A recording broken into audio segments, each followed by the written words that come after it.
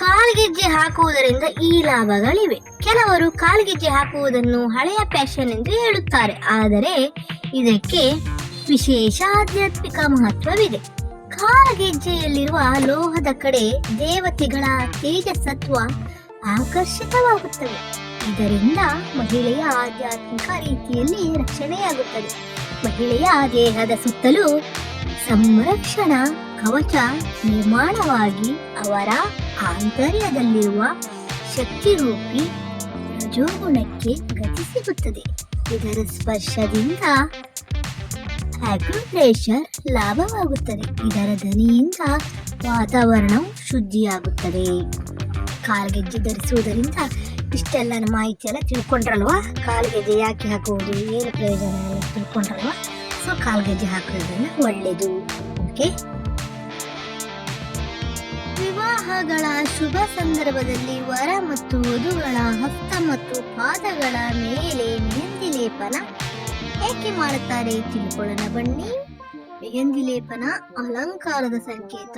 ಇದು ಬರೀ ಅಲಂಕಾರಿಕವಲ್ಲ, ಇದು ಒಂದು ಔಷಧಕ್ಕೆ ಬಳಸುವ ಗಿಡಮೂಲಿಕೆ.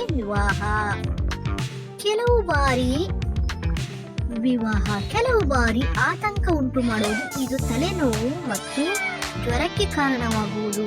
ವಿವಾಹ ಸನ್ನಿಹಿತವಾಗುತ್ತಿದ್ದಂತೆ ವಧು ಮತ್ತು ವರ ಇವರುಗಳ ಮೇಲೆ ಒಂದು ರೀತಿಯ ದುಗುಡ ಮತ್ತು ಅಧೈರ್ಯ ಇವುಗಳ ಉಂಟಾಗುವ ಸಂಭವ ಹೆಚ್ಚು. ಮೆಹಂದಿಯನ್ನು ಕೈ, ಹಸ್ತ ಮತ್ತು ಪಾದಗಳ ಮೇಲೆ ಲೇಪನ ಮಾಡುವುದರಿಂದ ಒತ್ತಡವನ್ನು ತಡೆಗಟ್ಟಲು ಸಾಧ್ಯ. ಶರೀರವನ್ನು ತಂಪಾಗಿಡುವುದು ಮತ್ತು ನರಗಳು ಉದ್ರೇಕಗೊಳ್ಳುವುದಿಲ್ಲ. ಮೇಲ್ಕಂಡ ಕಾರಣಗಳಿಂದಾಗಿ ಹಸ್ತ ಮತ್ತು ಪಾದಗಳ ಮೇಲೆ ಮೆಹಂದಿಯನ್ನು ಲೇಪನ ಮಾಡಲಾಗುವುದು. ಯಾಕೆ ಮೆಹಂದಿಗಳನ್ನು ಹಚ್ಚುತ್ತಾರೆ? ಭಾರತದ ಮಹಿಳೆಯರು ಏಕೆ ಬಳೆ ಧರಿಸುತ್ತಾರೆ ಹೇಳಿ ನೋಡೋಣ.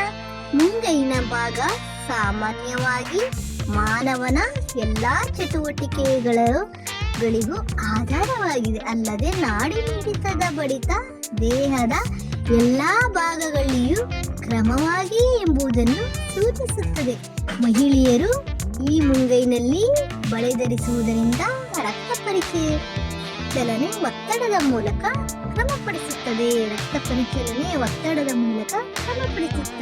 ಜೊತೆಗೆ ದೇಹದಲ್ಲಿನ ವಿದ್ಯುತ್ ಚರ್ಮದ ಮೂಲಕ ಪ್ರವೇಶಿಸುತ್ತಿದ್ದು ಅದು ಹೊರ ಹೋಗದಂತೆ ವೃತ್ತಾಕಾರದ ಬಳೆ ತಡೆದು ದೇಹದ ಆರೋಗ್ಯಕ್ಕೆ ಪೂರಿತವಾಗುತ್ತದೆ.